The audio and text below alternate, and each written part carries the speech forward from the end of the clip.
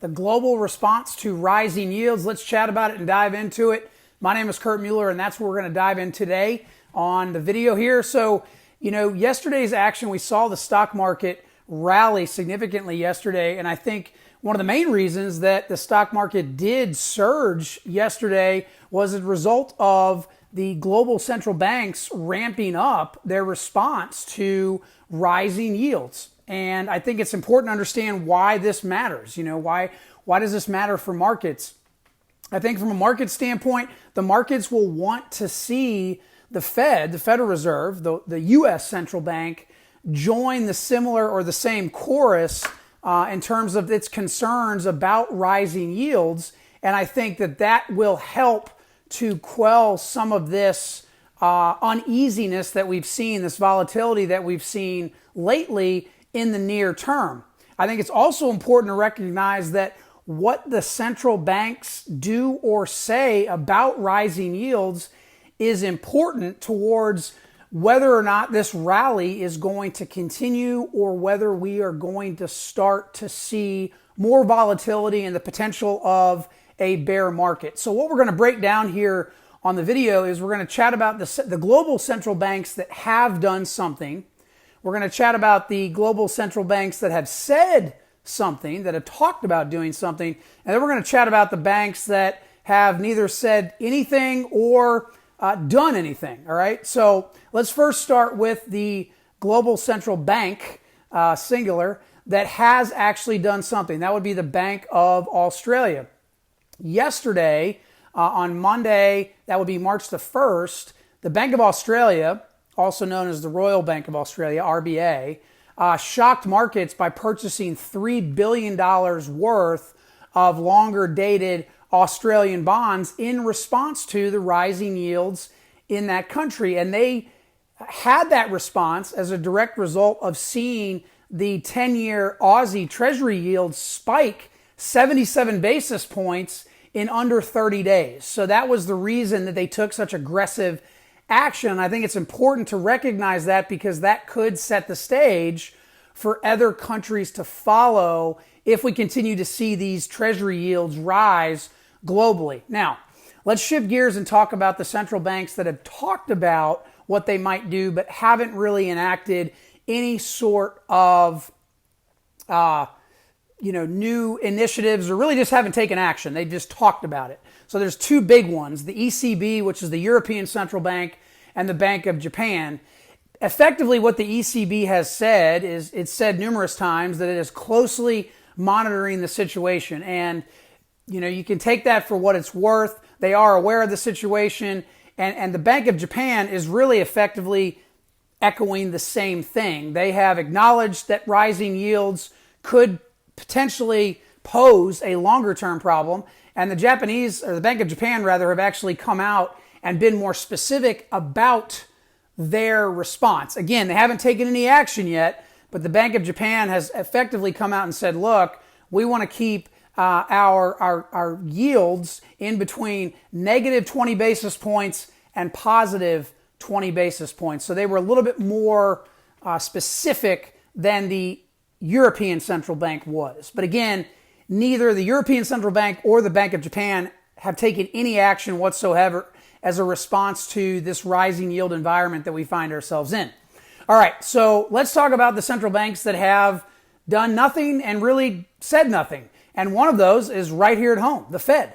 The Fed and the Bank of England are the two major ones that really haven't acknowledged it much and have done nothing. So I think what the Fed has done is pretty much ignored this rising yield environment. And it's reasonable to speculate that the Fed's mindset here is that rising yields are a positive for economic growth because that is true because it illustrates that our growth expectations are improving. And that is all well and good so long as the pace of these rising treasury yields slows down. I think on the flip side of that, if we start to see the pace pick up with these rising treasury yields, then you are going to see the Fed take a much more aggressive stance, in my opinion. And the same can be said for the Bank of England. The Bank of England has basically ignored rising yields and has really said nothing. So they've taken a very similar tone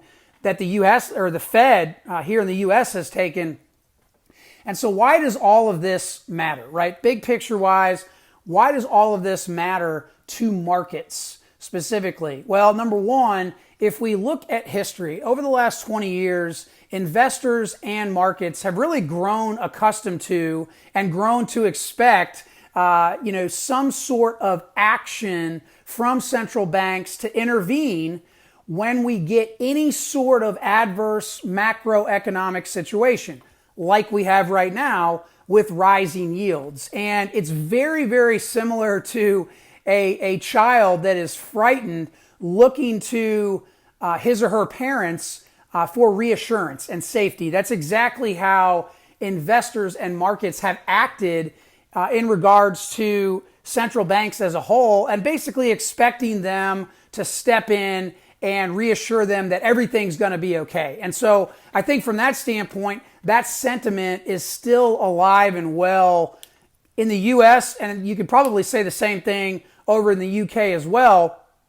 However, again, one bank stands out on a global scale, and that is the RBA, the Royal Bank of Australia, because they took aggressive action. And I bring this up a second time because I think that it could serve as a precedent for other countries around the globe to eventually follow suit if we continue to see these rising yields escalate, and more specifically, the pace of those yields start to pick up. So here's an interesting situation to be aware of. Later this week, on Thursday, Federal Chairman Powell is going to have a Wall Street Journal Q&A. And I would be shocked if he didn't get asked specific questions about the Fed's response or lack of response to rising yields. I think he's going to get asked questions about what could their response be. So I'd be shocked if he didn't get any sort of questions like that. And I think the reason I bring that up is because, when we look at the European Central Bank as an example, the Fed and the European Central Bank have really taken two different paths here. The European Central Bank has acknowledged the problem. They're keeping an eye on it, but they haven't really done anything about it. And I think that there's two ways that this Q&A session with Fed Chairman Powell play out. Number one, if he takes the tone and really echoes what the European Central Bank has said and basically says, hey, look, we are aware of rising yields. We're closely monitoring the situation. If he says anything along those lines, then I think that's going to serve as a tailwind on stocks and on markets. On the flip side of that, if he takes a similar approach that the Fed has been taking and really just dismisses rising yields altogether, then I think we are going to see some volatility coming out of that Wall Street Journal question and answer session with the Fed chairman. So it'll be interesting to see how this all plays out. Rising yields are certainly something to be concerned with, as investors and markets have really taken note recently. And as I said, the Royal Bank of Australia took aggressive action against those rising yields yesterday, Monday, March the 1st. So it'll be interesting to see how this plays out. I'll be doing a follow-up video on Friday, just kind of recapping that Wall Street Journal Q&A with Fed Chairman Powell. Meantime, if you have questions, comments, please feel free to drop those below. Thanks for watching. Keep doing great things. And as always, keep dominating. Take care.